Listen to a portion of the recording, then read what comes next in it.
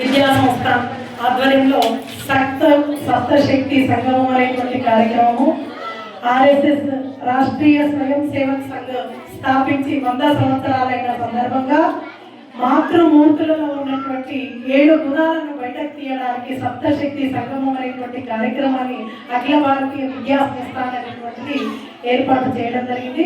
ప్రతి శిశుమందిరాలలో కూడా ఈ సప్తశక్తి సంగమం పేరుతోని మహిళలందరినీ కూడా ఏకం చేసి మహిళలో ఉన్నటువంటి శక్తులను ఉత్తేజపరచడానికి చేస్తున్నటువంటి కార్యక్రమం ఇది.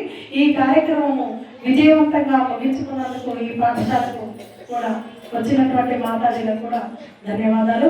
ఈ విధంగా అనేక కార్యక్రమాలు మహిళలకు పెట్టుకొని మనము జరుపుకోవడం అనేటువంటిది ఈ లోపల స్త్రీ అనేటువంటిది మాత సమాజ నిర్మాత కాబట్టి ఇంట్లో కుటుంబంలో స్త్రీ అనేటువంటిది సరి అయినటువంటి క్రమంలో ఉంటే మంచి కుటుంబం తయారవుతుంది. కాబట్టి కుటుంబంలో ఉన్నటువంటి స్త్రీ బాగుంటే కుటుంబం బాగుంటుంది, ఆ కుటుంబం బాగుంటే సమాజం బాగుంటుంది, సమాజం బాగుంటే ఈ యొక్క దేశం బాగుంటుంది అనేటువంటి దృష్టికోణంతో ఏర్పాటు చేసినటువంటి ఈ యొక్క కార్యక్రమం.